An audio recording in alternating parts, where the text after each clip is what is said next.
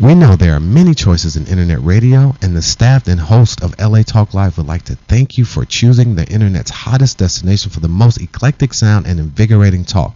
This is LA Talk Live. We are more than just talk. Brothers enough to make a hard rock smile.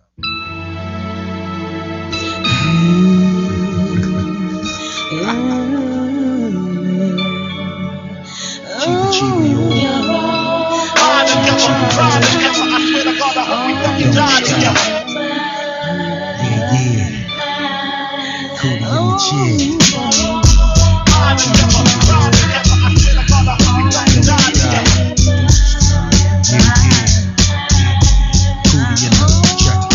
Shorty, I'm there for you anytime you need me. For real, girl, it's me in your world. Believe me, nothing make a man feel better than a woman. Queen with a crown that be down for whatever.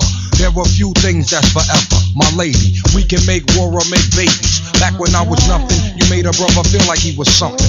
That's why I'm with you to this day, boo, no frontin'. Even when the skies were gray, you would rub me on my back and say, baby, it'll be okay. Now that's real to a brother like me, baby. Never ever give my cootie away. And keep it tight, alright? And I'ma walk these doors so we can I'm never ready. in the fat ass crib. You know I'm stoner. Super Bowl shirt. Hello. Thank you all for joining us here. Battle of the Sexes. Already another Monday for you guys. My name is Sequoia Neff. You know who you are. My name is Jay Rio. Nobody give a goddamn. And that Henri person over there, that's Sherrod Moore's ass. Nobody give a fuck. And we got Shock here on the boards, engineering. That's my guy. Shock's my guy, man. Shock, we love having Shock here. For Shock. Yes, we do. And yes, we do. Well, we are talking about raising young men. We were talking about the battles and struggles that they go through, especially in the urban cities, especially minorities. Yes, it is. Mostly who are in the urban cities are the minorities. And Mostly. And that's where the violence is happening and the drug abuse and things like that. So we're going to tackle that topic today. Yes, right. And then you guys, just to throw this out here, you guys have some stories of your own. I mean, didn't you guys have some battles and things that you guys have gone through when you were teens? Absolutely, but I think most young men have to go through adversity when they're coming through the hood and trying to maybe go the other route and not succeed to the negatives, because it's very easy to fall into the trap of doing the negative thing or going the easy route with the gang banging or drug dealing and this and that, because it's in front of you. It's just on every corner. Right there. But it's like a liquor store. Yeah. Right in front of you. That is true. Every corner. That is true. Every tale of success, has adversity in it. So I always tell people your circumstances, they reveal you, they don't define you. So just because I came from the hood don't mean I'm the hood. It's what I've done from the hood, after the hood, for myself and my family that make me what I am. Yeah, and that hood come out every now and again. It do. You know what I mean? Like, it comes out every now and again. A little bit of hood in you. But you gotta put the top on it. You know what I mean? Like, I'm grateful for the way I grew up, where I grew up, because I felt like it has made me. Is there a better place to grow up? Huh? Is there a better place to grow up? I don't think so. Eastside up. I don't think there's a better place to grow up. Eastside Long Beach, I don't think that. I'm really grateful for it. The trials and tribulations I went through is some hard times, but if it wasn't for those times, I don't think I would realize who I am today, or I wouldn't be here today. Yeah. You know what I mean? Right. And the person that I am, it's like I look on it and I'm very proud of who I am today. And I'm it's proud all of you because too, Jay. of you need a the hug? stuff. No, I'm good.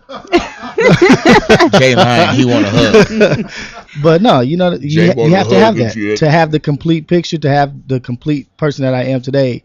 I wouldn't be that if I didn't go through the knocks and the falling down and getting back up. Right, it's made you stronger. Yeah. I gotta say this. A lot of people might disagree with me, but I actually think that young men have it harder than young women. I think they have it harder. Young men. I would say young black men have it harder than everybody. So I'm gonna just put it up. That may be true. In the society that we grow up in, I'm gonna just.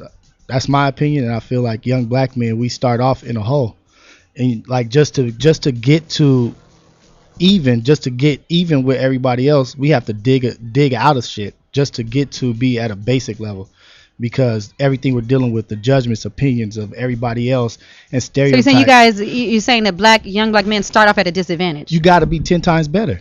and I just feel that way. I teach my son right now, like you can't just be good just reading that book. Your class wants you to read that. Well, we have to do more, or you have to do. And like I'm getting better on making him do more now, but it's like status quo is not cool for the black man.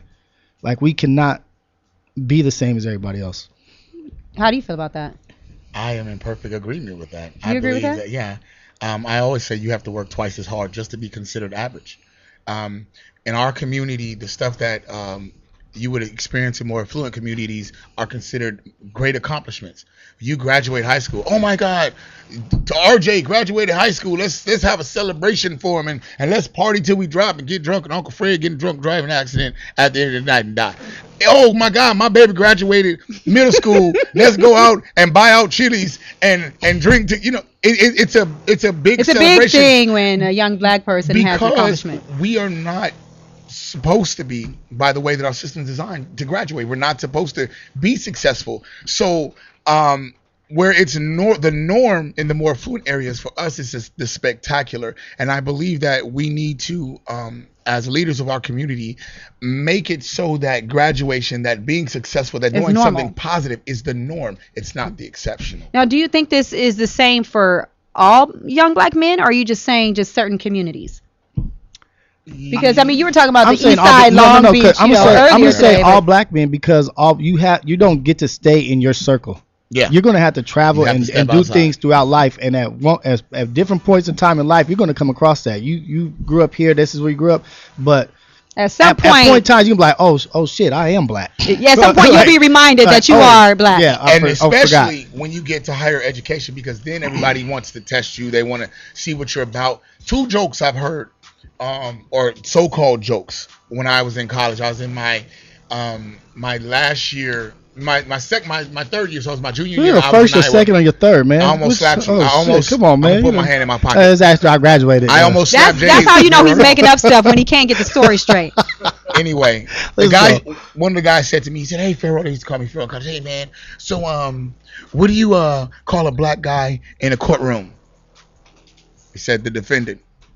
I said, "Whoa." He's like, "Oh man, I heard that on my friend." So then he says, "That's like that pilot joke." Yeah. The one where what do you call a black man driving an airplane? People be like, "Oh, he stole an airplane." Like, no, he's a pilot.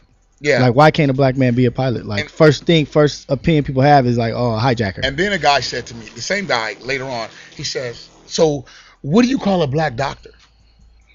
And I said, "Doctor." He said, "Well, N-word." But he started off with, "No offense, but I heard this joke." But they call a black doctor a nigga. So even at the highest level of your achievement, no matter what, you as always a doctor of medicine, where you save lives, that is how you are viewed in America. And we can't escape that, because we can't escape our sin. Cliff Huxtable was still a nigga. Yeah, it's not something you can hide in America. Cliff Huxtable. You can hide your religion. You can hide your sexuality. You can hide your anger. You can, all of that stuff you can mask. You cannot hide your color. Yeah. Do you think they feel this way about Obama? Yeah, they do. Yeah, they do. Ask Donald Sterling how they're they feel upset about Obama. Oh, let's not get on that guy. They let's not get on that guy stand again. the slick talk, that slick talking colored boy. That's what they call him. But you know what? I'm not gonna act like I know everything that they're thinking, everything that they say. Nah. I don't know, because I'm not privy to that information. I'm not in those rooms, but I don't give we are at a disadvantage. Bottom line, I know that for sure. We're at a disadvantage, and we have to work 2 times as hard, 3 times as hard, whatever. But so black men in America are on the bottom of the totem pole. We in mentality wise. I think mentality wise, yeah, they believe us to be. We're not, though. There's nothing wrong with the bottom thing of the is, totem pole. Selling to our kids and to our community of being successful, to tell them that they can be successful and there is an opportunity and it is possible to get out of the hood. We need to stop selling it that only way out of the hood and to be success is through money and being rich and this and that. And I'm not just talking about rappers or NBA players and this and that, but you got to be a doctor or you got to be a lawyer or you got to be something like that to be a success. That is not necessarily the only successful route in life. Like, some people are very successful at being a mechanic. You may have a mechanic business.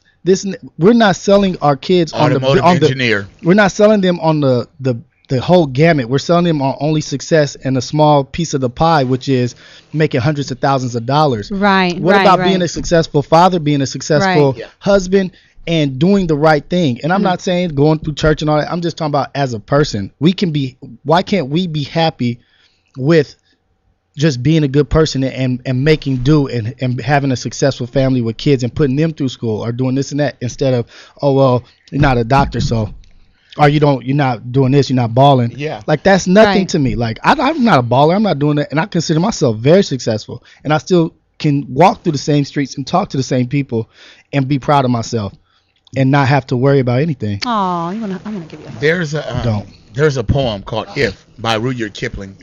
And in the poem it says, if you can meet with triumph and disaster and treat those two imposters just the same. Success and failure. Is that the If? If, yeah. Success and failure. You taught me that poem too. You know that, right? I learned that poem. That's one of the tightest poems I've ever heard. Success and failure are imposters because they're different for everybody. The problem is we begin to not materialize, but isolate what we feel success should be for ourselves. And when we don't achieve that, we as a people have become discouraged because we have a skewed view of what success is. Yeah. But success and winning, I tell my athletes, is a mentality. It's the way that you think. If you set out to do something, you set a goal and you achieve that goal. And if you're comfortable and you like where you are in life and you like the person you become, you're a success. Absolutely. Whether you make $10 an hour, $100,000 an hour. Absolutely. I agree. Well, we are going to take a break in a minute. When we come back, we have some guests in the studio. Yes, we do. We Very have powerful guests. my son actually is going to come on a little bit later. He's going to talk about the struggles and things that he goes through. Hey, he's cool. He's all right. That's my little boy right there. That's daddy other little boy. Go ahead. I got some boys. And then we have some other guests. We have the one of the filmmakers and producers for The Game Don't Change. The Game Don't Change. Oh, no, that's Wait. Yeah, just cut it out. Let her get her spiel Oh, Sherrod. Well, they'll be coming on. They'll be joining us in a minute. You guys don't go anywhere. We will be right back.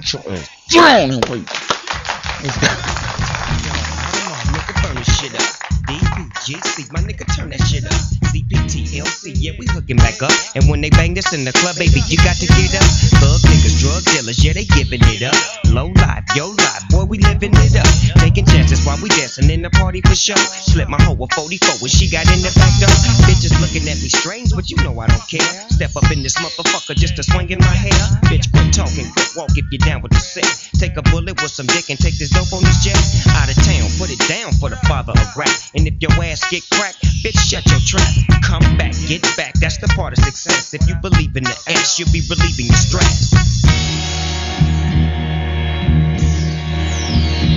We know there are many choices in internet radio, and the staff and host of LA Talk Live would like to thank you for choosing the internet's hottest destination for the most eclectic sound and invigorating talk. This is LA Talk Live. We are more than just talk. Straight off the fucking streets of CBT. King up the beach, you ride to him in your fleet. Look, the bill rolling on dubs.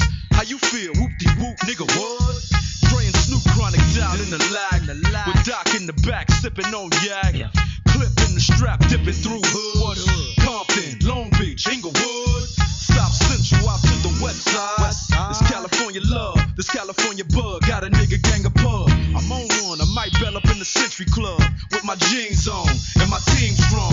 Get my drink on, and my smoke on. Then go home with something to poke on. Locust song for the 200.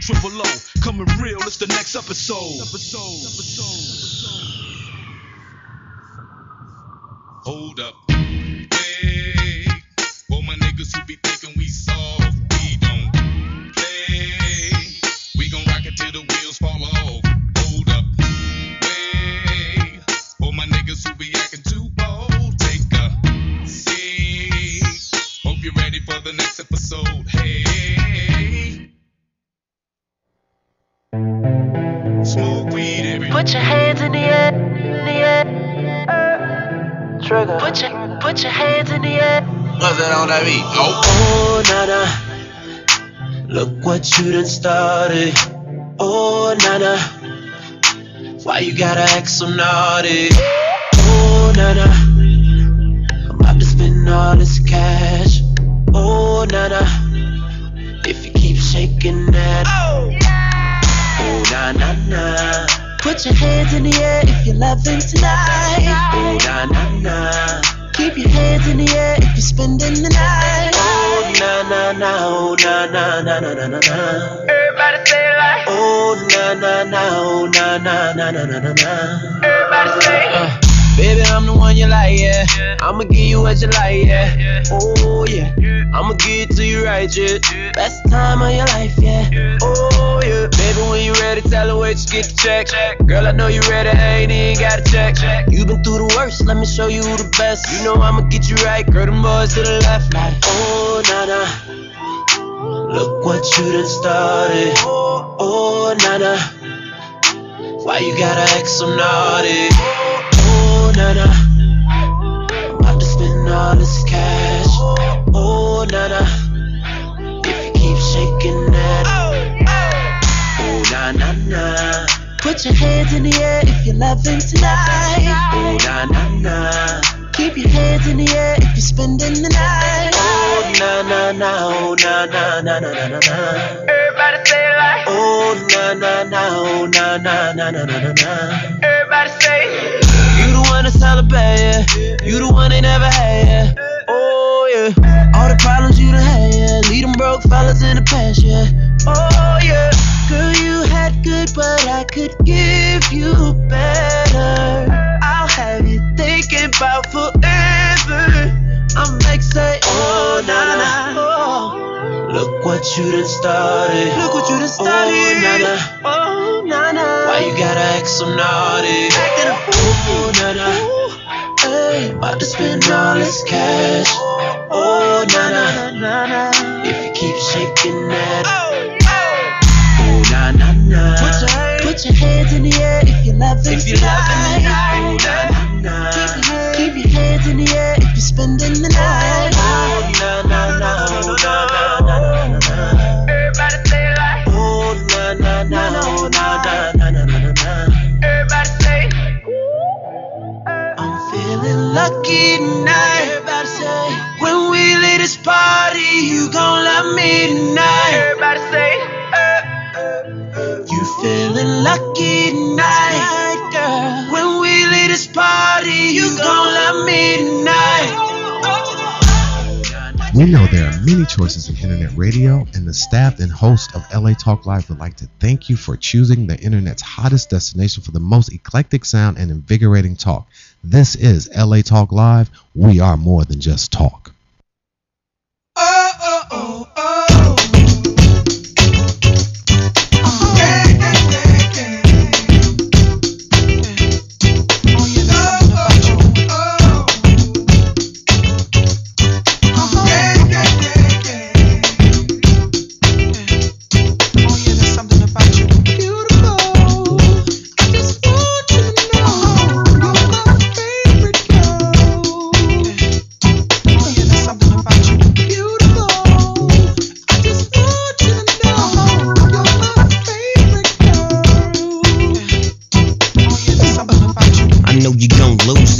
New Snoop shit, come on baby boo, you got to get into it. Going forward to play with the cool wit. Yeah, you know I'm always on that cool shit. Walk to it, do it how you do it. Have a glass, let me put you in the mood. Little cutie, looking like a student. Long hair with your big fat booty. Back in the days, you was the girl I went to school with. Had to tell your mom or sister to cool it. The girl wanna do it, I just might do it. Hit her off with some pimp fluid. Mommy, don't worry, I won't abuse it. Hurry up and finish so you can watch Clueless. I laugh at these niggas when they ask who do this, but everybody know who girl that you with. Beautiful.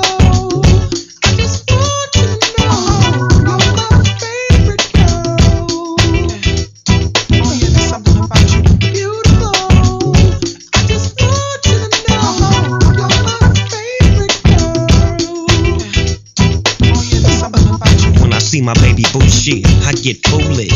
Smack a nigga that tries to pursue it. Homeboy, she taking just. Hello, thank you guys for tuning in to Battle of the Sexes. We are back. We took a quick break. So we had some guests here in the studio that are joining us. That's a couple of cool people here today. We got Stephen Metz. Good old Stephen Metz from Soulbound Media. Stephen is the CEO of Soulbound Media. Also, one of the co-producers of the film The Game Doesn't Change, correct? Right? That's correct. All right, and you're also a producer on Long Beach Television.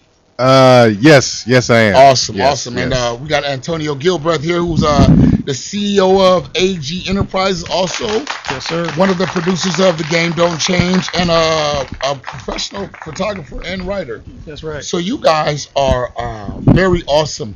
And give us a little background on this film that you guys are doing together, or have done together, The Game Doesn't Change. We want to hear about that. Or Don't Change. And thank you for coming on the show. Well, thank you very much. The Game Don't Change it was a vision of Duke Givens. Okay. There's a lot of gang violence and problems that were occurring in the city of Long Beach on the east side. And, you know, we tend to talk to the kids, and that's all they're hearing is talk. So we wanted to do something visually to show them that these are the destructive paths that some kids take and what the consequences are. And, you know, we did that visually. There's a couple of us, 5 of us, that actually put the film together. Okay.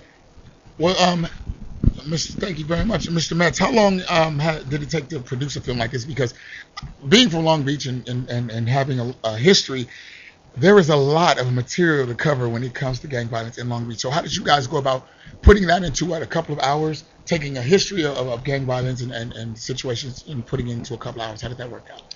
That's a great question, Sherrod. First, I would like to say it is a pleasure to be on this show. I watch you guys. We are happy to have you. And that's a real plug. Thank you.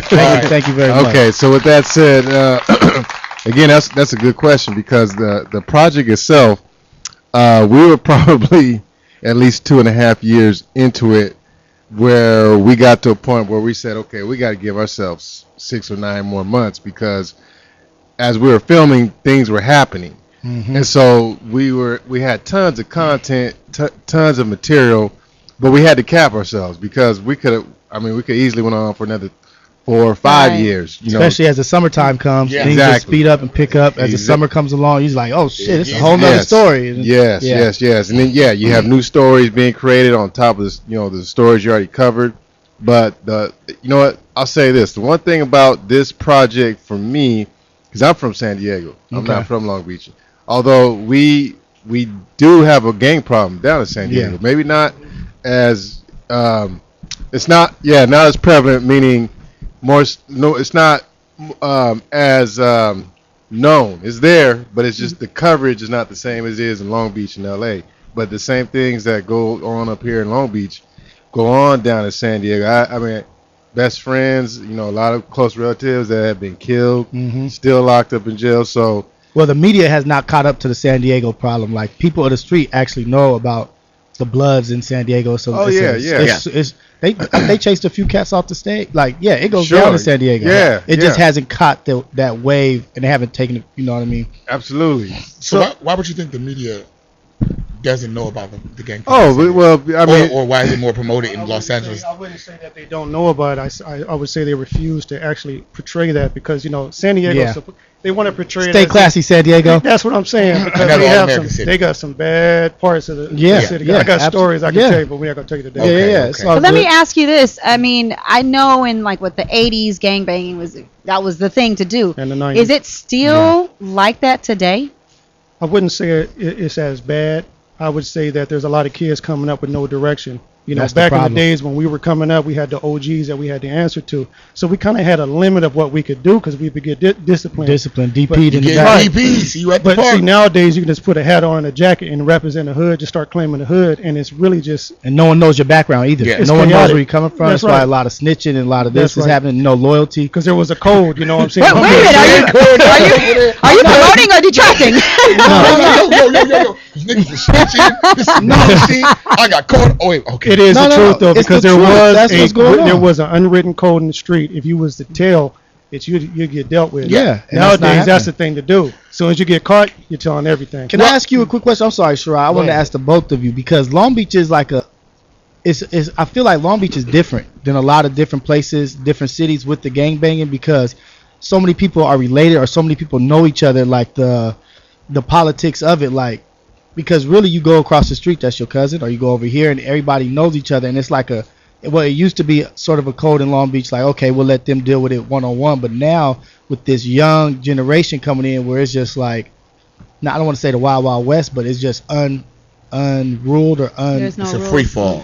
Well, that's a good description, the Wild Wild West, and that's exactly where it is. There was an ethical code. I mean, believe it or not, I know that's kind of hard to associate with gangs, but like you said, Long Beach was different because it was family.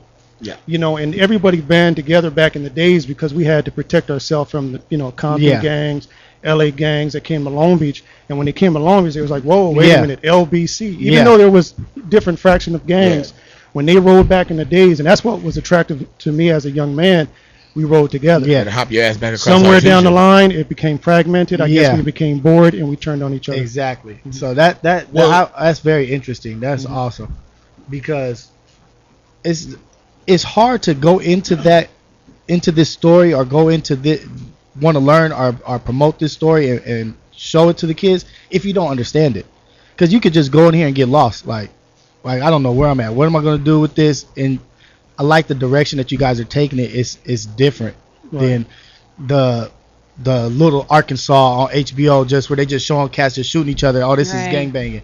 Like, let's get to the nitty gritty of it, and why are these boys or why these young men choosing to do this? Well, sadly, you know, for 10 years, early 90s, I was traveling with Warren G. I got to travel the world with him.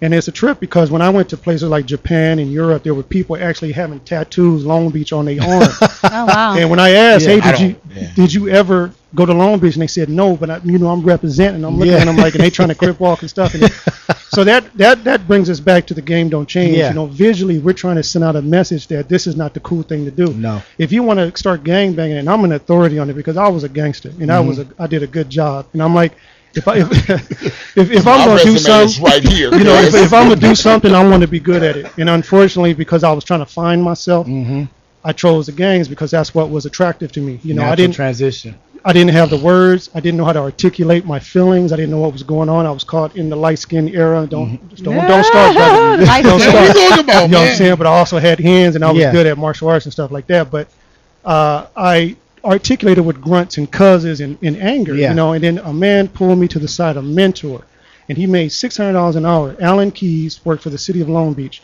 and he said that you can be more powerful with words. So I started studying the dictionary like Malcolm X. And once I determined how words are so powerful, I could break somebody down with words. No longer did I need the grunts. No longer did I need to say cuz. No longer did I need to sag my pants, because power comes into confidence and not in you being assimilated and expressing yourself through that way. That's expressing yourself through fighting, or you getting nervous so you don't know what to do. Like, I'm just gonna fight. I can't talk this argument out, so let's fight. And that's ignorant, because if I hit somebody and they got some type of problem in the brain or something, I hit them and he dies, I'm going to jail for the rest of my life. Man, I love being around women. And I do not want to be sitting in a cell because you couldn't verbalize something. Because I couldn't verbalize. Because when you're sitting in there, and unfortunately I had to go through that route, and I seen a lot of brothers, man, who were intelligent, but they would never get out of prison. They're in there for the rest of their life, and they regret what they've done, you know. But it's a new, I hate to say it, plantation. Yeah, it is. You know, don't apologize. Back in the 50s and 60s, there was 300,000 people in prison in the United States of America. Nowadays, statistics show that it's 2.4 million prisoners in the United States. Now, how many are black? Wrong with that. Just out of curiosity. I don't have the statistics for that, but when I was walking through those prison halls, there was a lot of colors. Yeah, a lot of colors. 60%, you're saying, Shock? And how many? Okay, and how many? And we only, and it's only what, we're 12% and what is the of the population that blacks make up the United States? We're only 12% or something. I don't know. 12 to 13% of and the population. 60% of the population. But that's why we need to put positive content out there, because I'm going to tell you, when you are in an ignorant state of mind, who do you gravitate toward? Other people that are in an ignorant state of mind. And that are selling that ignorance. How does this look? Oh, girl, that looks cool. You know, you want to have those type of people in your life, not the people that says, you know what, that makes your butt look big for real. You know, you don't want to hear those type of things. So, but don't please don't get Sherrod. Sherrod case. I know how Sherrod, because I had to put a cap on it because he wants to. Because my daughter's sitting in the back. Yeah, I'm not saying that. I just smiled at but the thing is, you know, like, we want to put positive content out there, because Sherrod and I just returned from University of Penn State. Penn Relay. And let me tell you, I've seen a lot of black and brown faces out there, and it was overwhelming for me. It was such a beautiful thing. And the world needs to see this, that no, you're not a statistic. No, you don't have to go to prison. No, you don't have to join a gang. Because when you think that these are your only options, then you start to think about time. It's that propaganda. Time doesn't mean anything. You don't want to go to college because you don't think you're going to live long enough. Yeah. You don't want to do good in school because you don't think you're going to live long enough. I used to subscribe to this ideology. Yeah, or I'm not smart enough. I can't learn how to study. I don't know how to study. I don't know how to do the homework. What do you think are the main reasons why some of these young men are, you know, getting involved with gangs and guidance? Is a lot of it has to do with guidance and not having that strong. For men, when we grow up, we start to come into our own. We start to come into ourselves. We start to feel a certain way that we can't even put our finger on. Mm-hmm. And with the absentee fathers not being there for us to look at and have this role model, you know, to say that, hey, why am I going through this? Then there's a problem. Then we start looking for it externally. Yeah. Then we start going out there and we start looking at these so-called men who we believe are role models, which are really bad role models. Right. But I commend you because you're always doing something with your children, with your boys, with your young daughter. You know, the thing is to keep them active, because when you sit around, that's when they say an idle mind is a devil's workshop. Yes. So when you start feeling, you know, sitting there, and you start feeling sorry for yourself, then you start to look for things and fill that void. Yeah. With sex, drugs, you know, bad thoughts, everything. And you know, all of a sudden you got a 16-year-old that think he know how the world works. Yeah. You know, and it's like, we got to show you, can't tell them nothing. You got to show them the world. And then where the power comes is when that 16-year-old figures out, like, oh, I'm cool in this world. I'm actually people are looking up to me now. I'm cracking, you know. And I've done a lot of things in my life, but just imagine if I would have had that head start. If somebody would have came like Papa Don, if I could have been. That's another story. I couldn't even go to Poly because I was so bad, you know. They told me, no, you're going to Millikan, but now I'm an honorary Poly. Yes. I'm honorary. All right, well, brother, we're going to take a break right now. We're going to come back with Antonio Gilbreth and Stephen Metz from the Game Don't Change. We'll talk to you in a minute. Battle of the Sexes Live.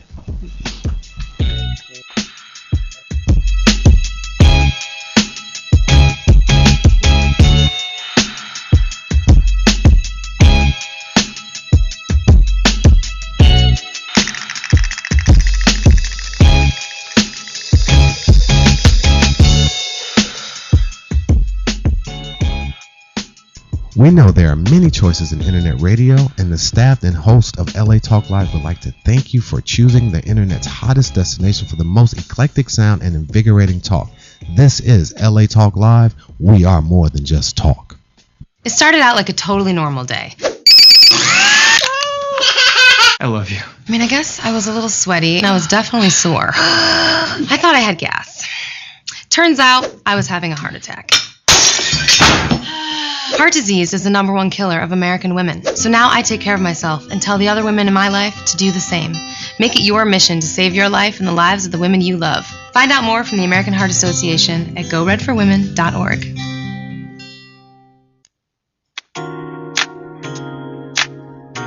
Hello world, I love you and I love me. Real talk straight from the heart brain. It's Madam Mibrations here, founder of Mibrations, sharing the Love Your Skin body butter. Mibrations creates with the highest vibrational energy on this planet Earth, which is love. So please support yourself, the world, and lupus community by purchasing any Mibrations healthy and living products. I also make vegan therapeutic living candles. You can find my products in the Bee Lounge located at 4873 Topanga Canyon Boulevard, Woodland Hills, California 91364, and at the Ink Rich Tattoo and Piercing located at 7211 Van Nuys Boulevard, Van Nuys, California 91405. Thank you for the highest good of all. I love you and I love me.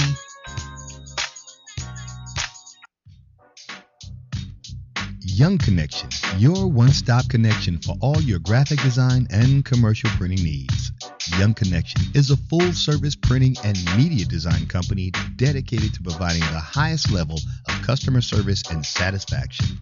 Young Connection provides swift response and rapid turnaround services for banners, brochures, business cards, letterheads, church bulletins, funeral programs, flyers, logo design, posters, and much, much more, all at an affordable price. Young Connection, the official printing company of LA Talk Live. Give them a call at 310-491-3336. That's 310-491-3336, or visit their website at www.youngconnection.com. That's www.youngconnection.com.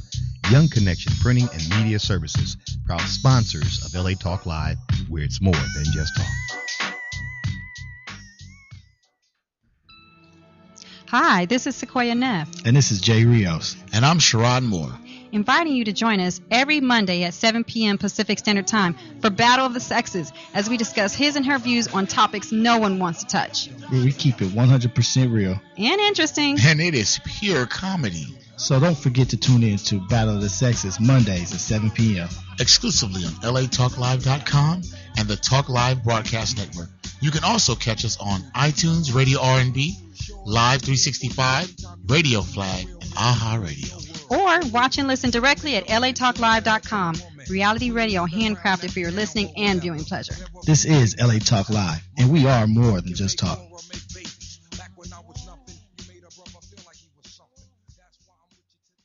Spiritual war, you know. So we never talk about war. Don't think so we carry a gun and knife, you know. We're dealing with a higher divinity. Rastaman vibration, which is lightning, earthquake, because the earth didn't come back with what it wants, you know, itself, you know. Because man is trying to be as powerful as God.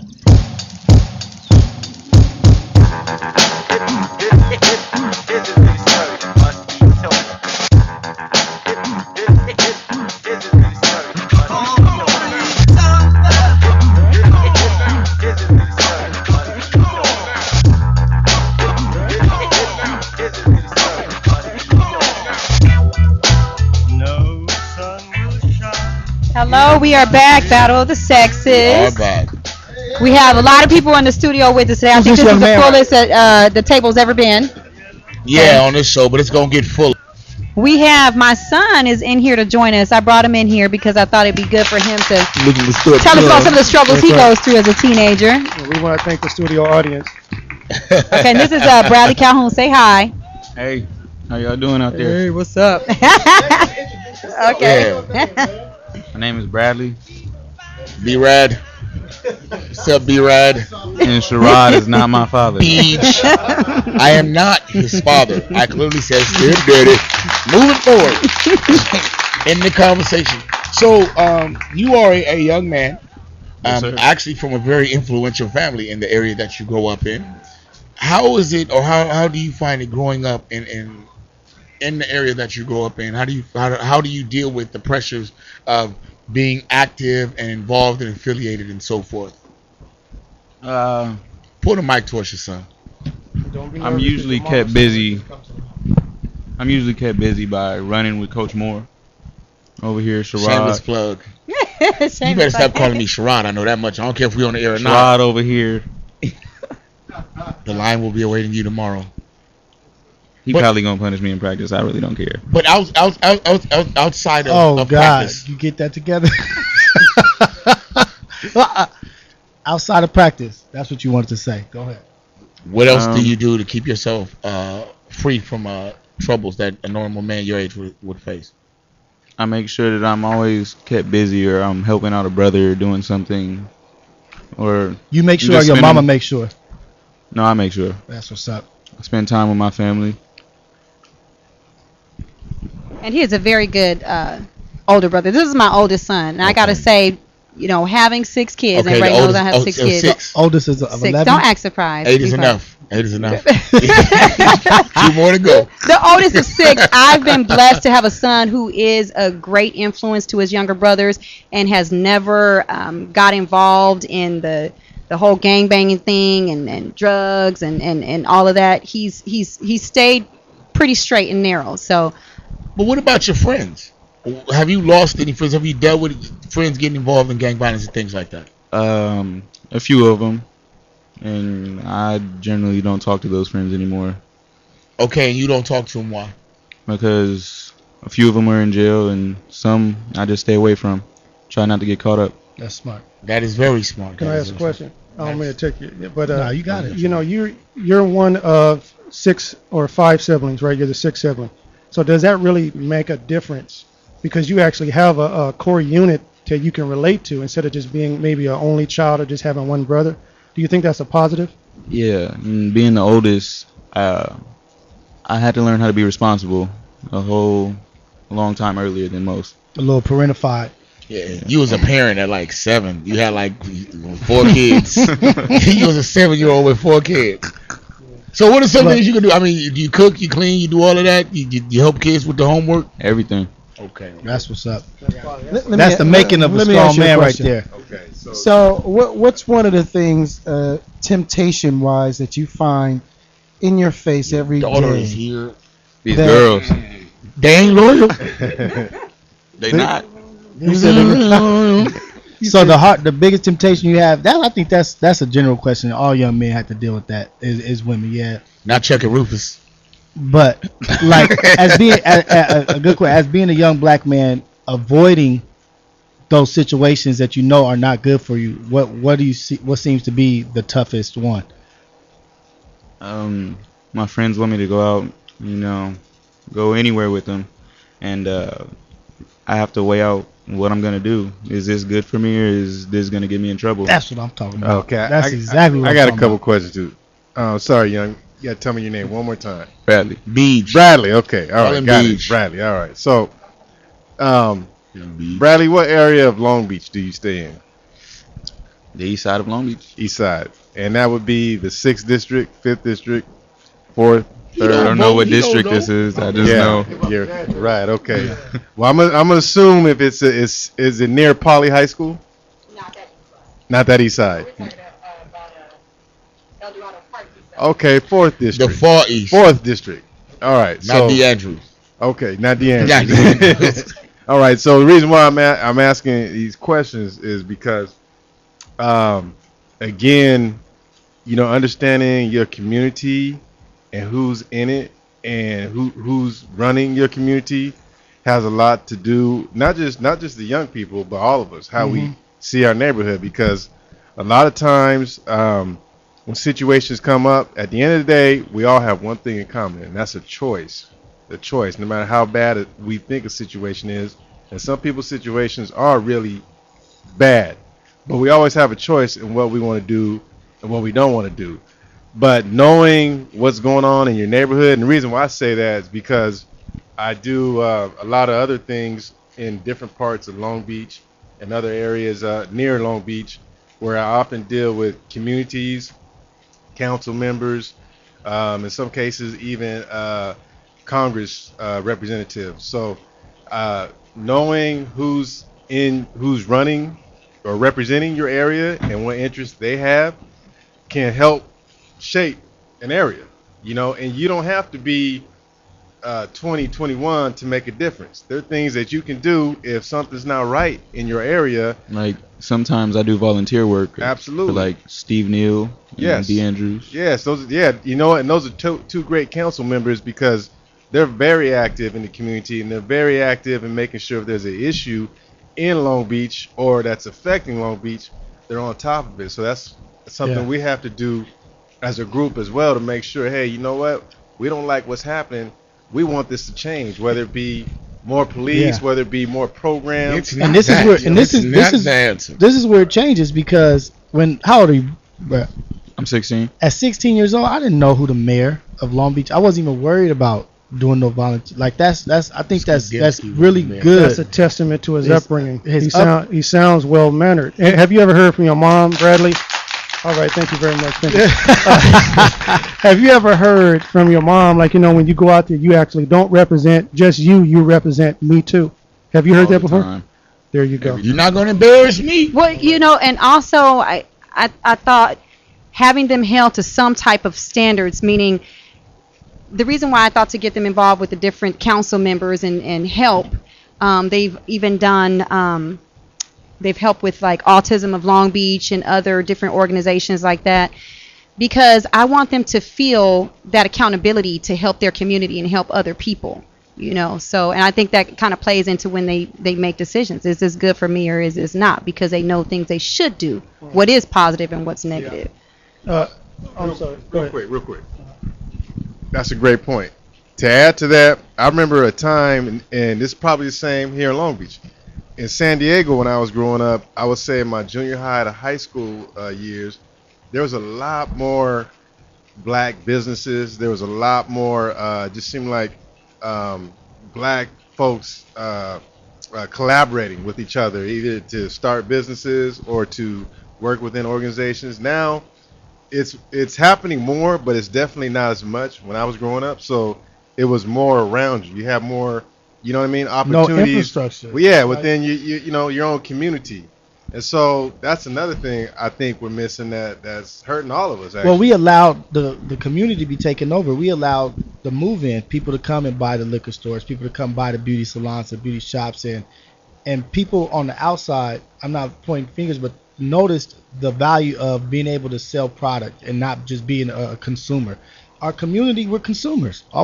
That's all we do is we consume, and we consume, and then we let people consume our neighborhoods and make profit off us. Like, it's the most backward situation ever, and that's like the stuff we have to tell these young people. Like, it's a lot of stuff to tell them, but that's one of the main things that, like, consume leads to nothing. I have to throw this out there. I'm sorry not to cut you off, but do you think a lot of this plays into let him get his applause? You think a lot of it plays into the music that, you know, and the movies that people are watching? That's part of it. That's what they're selling us. They're selling us on that. I think it's shaping our worldview, how we view the world, because where do we seek images of ourselves? Through the multimedia.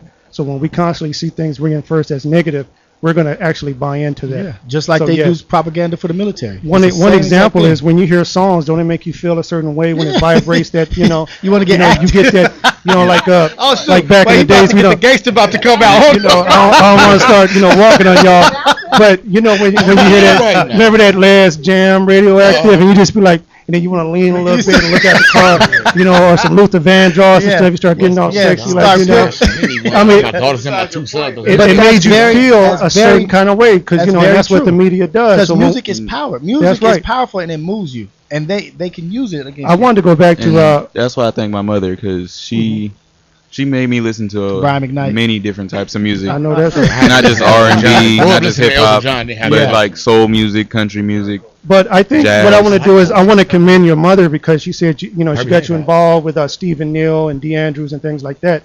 That's mentorship. Yeah, absolutely. You know, and statistics show that people that are under a positive mentorship do well. You know, that's very true. And that brings up a good question that I have, because both you guys are into mentoring. Do you notice that when you have like a young man or a young woman, whoever, that you're mentoring them and they're on the right page, you got them going, and then as they're leaving, you just looking like, damn, they're going right back into the pit. You know, like as they're leaving you, like, you know that the mom is at home or the dad is at. But you know what? The thing is, we live in the pit. Yeah. You have to equip these children with the tools to be able to survive. Because back then, when I was going through hell, I knew that, you know, all wasn't lost. I wasn't going to jump off a building. I wasn't going to kill myself. Yeah. Because my mother instilled in me the word of God. Yeah. And that's what actually saved me. Because when I was alone, facing that brick wall, facing 50 years of life, God, I said, you know what? I'm gonna trust in something that's bigger than myself. You know, so. But I commend this young man, because he's well mannered. He seems to be on track. Good job, Koi. Do you feel outside of, you know, you say your faith got you through? Do you feel that there's an obligation that the community churches have to making the area better and all? I believe there's an obligation, but it's not solely in the church. So what we do is we have a displaced blame. We try to take that blame off of ourselves, the responsibility off ourselves. Yes, a lot of churches are failing the community, and a lot of them have to step up. But so are the parents. Our parents have failed us, and we are failing this generation. So it's time to stand up. Not my put mama. Fear. Yeah, not my mama. But but you see it all the time. You see these young. See what it is this psychological point where these people are trying to remain young. So they want to hang out with their kids. They want to be friends with their kids. No, you need to be a parent of your child. I remember, you know, back in the days, if we was messing up, you know, the neighbor would come out and whip our butt and then take us to the. But nowadays, if you do that, you take them and knock on the door. The parents got a gun. Why you put your hands on my kid? Yeah. Somehow it's became warped. Yeah, absolutely. Somehow we've gotten away from the core value of what we need to be doing, and now it's time to take it back. Yeah, because we stopped policing ourselves. The responsibility, not necessarily policing, not policing ourselves. I shouldn't say. No, that's a good word. But we don't take accountability for each other anymore. Right. Like we've made ourselves individually a priority instead of making very selfish. And I hate to say that with our culture, and I hate when other people say it, but we don't work together. We don't, and it's like we'd rather be the only cat in a Mercedes working at a good job instead of helping another cat get a job with you and say, oh, we both doing this. You want to be the only one looked at. But you know, it's a new word called haterism. Hey, it hasn't always been like that. No, and my mother tells me about that. Like back in the day, like just like jobs down at the docks or jobs like that were labor jobs, like technical jobs, mechanical jobs. It was a lot of brothers in there working for the county, and now it seems like they're slowly moved out, and people are bringing 8 people in. Okay, we're gonna stop right there. We got a caller calling in. So, caller, what's your name? Where you from? Tell us your insight on this young black man issue we having. Yes, my name is Dennis. How you guys doing? I'm calling from Atlanta, Georgia. All right, welcome, Dennis. Hi, Dennis. How's it going? Hey, doing pretty good, pretty good. I'm actually originally from Long Beach. I'm from, I graduated from Poly in 1998. Long Beach and, Poly. Right. I just tuned in to what you guys are talking about in regards to the community. Polly in the house. No doubt, Jack Rabbit, you can hold us down. One thing that I noticed when I was a kid back in the 90s, we didn't have the internet. We didn't have a lot of things that really can consume our minds and warp some of us. We'd actually go outside and play and, go outside and mingle with other kids and have fun. A lot of programs were around back then as well. I remember I was part of Upper Bound. And, I was also part of the National Conference Community Justice, those human relations camps, and those Poly,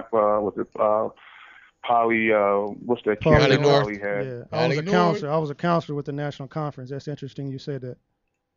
Yeah, absolutely, yeah. I was, I guess I wasn't a quote-unquote counselor. I was like more of a, once, I became like one of the leaders, but I never became like actually one of the actual counselors. But, my mom is 69. She was born in 45, and a lot of the racial things that were going on back in her time when she was growing up, she really didn't really have a chance to really teach me that, and get me more abreasted about that in regards to the things that go on in certain cities. We're from Chicago originally, but we moved to Long Beach when I was born. But the National Conference, they were really a great organization. It really took the kids and took them up to the mountains, and, we were able to go up there and learn about different races. I was a lot of the ignorance that I had, even at an early age, at 14, 15 years old, I was only really, around more on my own, more African American. I didn't really know a lot about the Spanish community. I didn't really know a lot about the Asian community. I didn't even know about the biracial community and the things that they go through, because they go through a lot. You got to deal with, certain type, you might be dealing with different religions, different type of beliefs, because you have, you're multicultural. So I learned a lot about those things there, and it really humbled me to the man I am today at 34 years old. I'm able to be more diversified when it comes to dealing with people. I don't have a preference. I don't have a certain type of person I need to be around. It's none of that. And I think that a lot of those programs, I'm not sure if they're still relevant or even still up in Long Beach, or whatnot, but a lot of those programs were so beneficial to me growing up. Because like I said, it killed a lot of ignorance. And that's one thing I feel that a lot of us have. With some of us, not all, but tend to have a lot of ignorance because we don't know. Yeah, we don't talk. That brings up a good point, and I really appreciate you calling in. We're going to talk about that right now. Yeah, I remember back in the day, you could not be in the house. Like your parents, you would get a whooping for coming to the house again. You going to bed. But look, go outside and play. But even the parks and recs, your cousins were the counselors. Yeah. Your uncles were counselors at parks. It was free. You were going on trips. You were going to the pools. But not just that. I think as parents, we need to try to get our kids other exposure. Like he said, have them a little bit more diversified. Leave outside the city. I know people who have never left out of Long Beach. I know people that have just been in Long Beach like their whole life. I understand that. That's a good point. But we live in Long Beach. While we're in Long Beach, we need to have. For the people that cannot get out of Long Beach. We need stuff in Long Beach. That gentleman on the phone, he articulated it very well. He said, back in the days, we didn't have all these distractions. That was a good point. And we had extracurricular activity to where we went outside and actually explored. We had imagination. Exactly. We built spaceships out of bunk beds and things like that. I haven't seen a kid jump off a roof in I don't know how long. Yeah, we don't do that because when you come in now, it's like, hey, how you doing? What's up? Yeah. And they playing the game. It's like we have a detached culture now. We do. You might have asked the panel a question. Can I say something real quick before where'd that voice come from? When I hear where I live out here, now, actually I'm moving back to Long Beach probably this summer. I'm moving back. I've been in Atlanta 13 years. But even being in Atlanta 13 years, it's a certain part of Atlanta, that I go to, like certain malls, because I'm a real big guy, so they got big men clothes. I got to go to the hood to get my clothes. You can't find no. Every time you get out, they pull you back. In the suburbs, it ain't going down, fam. It ain't going down. But like I said, but even the people that live in those rural areas, like, in like I guess you could say the urban cities of Atlanta, for example, if they need a shoe from, let's say, a Foot Locker, a white Air Force One low top, whatever, If that particular area mall don't have it, they are not leaving their area to get that shoe in the suburb. If the white mall has it, they got 15 pairs of it. They're not going to get it. If it's not within 285, that's the freeway that's out here in Atlanta. If it's not in 285, they're not going to go get it. And that's just that like mentality. You said, people who are from Long Beach, they've never left Long Beach. They don't know anywhere but Long Beach, and they don't care what goes on outside of Long Beach. It's called the Long Beach or nothing attitude. It's Long Beach or nothing. Well, like, it's the psychological boundaries that we place on ourselves. We don't venture out because It's a it's the middle prison. fear of the unknown. Yes. Once I got exposed to the world, I can't stop. I want to be on a plane right now. Well, I didn't even want to come back. Yeah. You know, I wish Do I you could have know stayed that Long in Beach is the Philadelphia and New 35th York. biggest city in the United States? I'm sorry, what'd you say?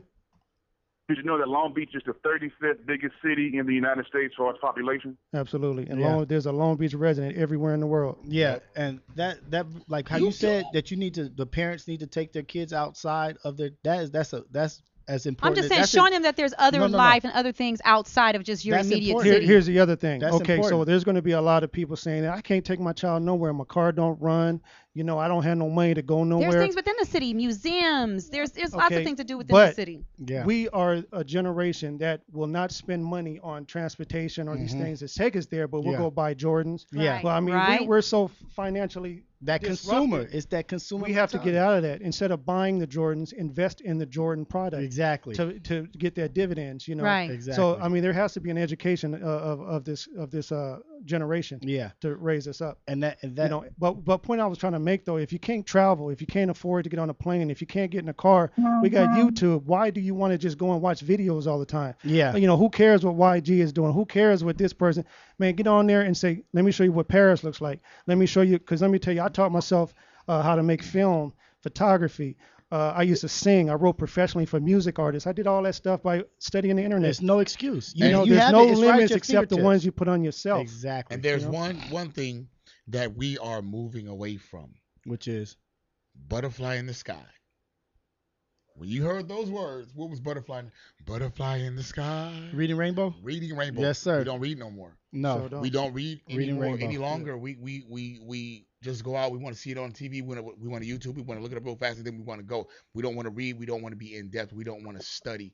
And that's the difference between successful people and non-successful. Yeah, we're in an people. era of stimuli. We need all this stimuli. Make me feel good. Visual stimulation. And that's why I want to bring you back to the game don't change. That's why it's important. There we you know? go. There it is. You know, because I can tell you about gang violence. I can tell you, you know, don't go down this road, but to visually see it. Yeah. And to hear it. I mean, Sequoia watched it because I watched it twice, and I brought my sons to watch it. She's very good. Show you better than I can tell you. But I'm telling you, once you see the film, it'll resonate within your spirit.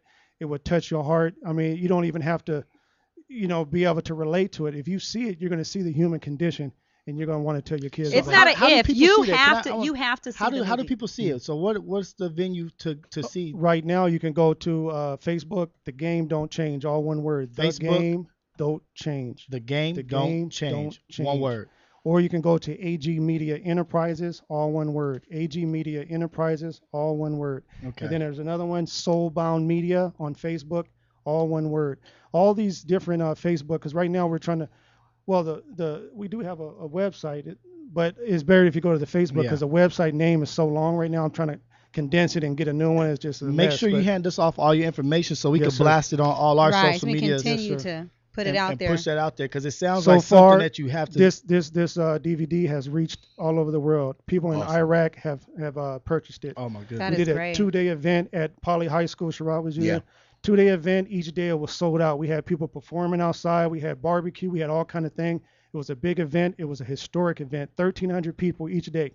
Now we're talking about Crips and Bloods. We're talking about police officers, district attorneys, city attorneys, all sitting inside of a hot Poly auditorium because they know that this is something positive. So you brothers are being the change. You are being the change of what our community needs. Me for myself, I put enough destruction out there as a young man out of my confusion. But now I'm even more dangerous because I'm positive. Absolutely. Okay, so The game don't change. The game don't The change. game don't change. I You want can to look 'em thank up on all y'all. Soulbound Media. Thank you, Facebook. Bradley, for coming on here, sharing your stuff. Thank you to you Yes, two sir. brothers coming on here, talking about this The game and don't being an change. active change in the community right. and helping these young brothers. And you guys gotta get this DVD. I'm telling you, I went twice in that hot auditorium. Facebook.com. I went The 3 game don't times. change. I went 2 days in a row. I went 3 times, and I took my boys to see it, and they loved it. And I think any young man, any woman or family with a young man, they need to see this film. One more thing before we go. Happy Cinco de Mayo to all of our our Mexican friends celebrating their independence today. Don't let that go. Don't let that. One community. Make sure we celebrate everybody's accomplishments. Don't Were we drink talking and to Jay? drive. Don't drink and No, drive. I was not talking to Jay. Oh, okay. Jay's I not thought that was a Mexican. shot to Jay. Okay. No, Happy Cinco de Jay's Mayo. not You- Mexican. You don't want to lose your life, and you don't want to pay no big DUI bill. So No, don't drink and drive. Don't drink and Absolutely. drive. Drink and walk. Don't even ride a skateboard. That's a DUI too. Is it? Yeah. Fucking I public. don't want to. For real. Fall If off you, the side, you fall off the yeah. curb, you're in trouble. So just stay at home. you know. Yep, there it is. Party responsibly, guys. This is Battle of the Sexes Live. You are. Sequoia Neff. I'm Jay Rios. We have our guest here, Antonio Gilbreth. and Mr. Stephen Metz and Young. Bradley Calhoun. And I'm Sherrod Moore. We'll see you guys next week. Thanks for tuning in. You must spend my time. I'll dedicate my life. I'll sacrifice to you. Dedicate my life to you. I gotta love Jones for your body and your skin tone. 5 minutes alone, I'm already on the road. Plus, I love the fact you got a mind of your own. No need to shop around, you got the good stuff at home. We know there are many choices in internet radio, and the staff and hosts of LA Talk Live would like to thank you for choosing the internet's hottest destination for the most eclectic sound and invigorating talk. This is LA Talk Live. We are more than just talk. Level of planning, of understanding the bond between man and woman and child, the highest elevation, cause we above all that romance crap, just show your love. Suck up on these. And you don't stop. Yeah, yeah.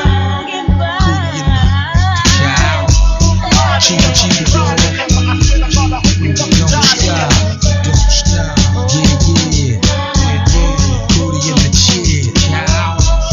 Chiba, chiba, yo. And you don't stop.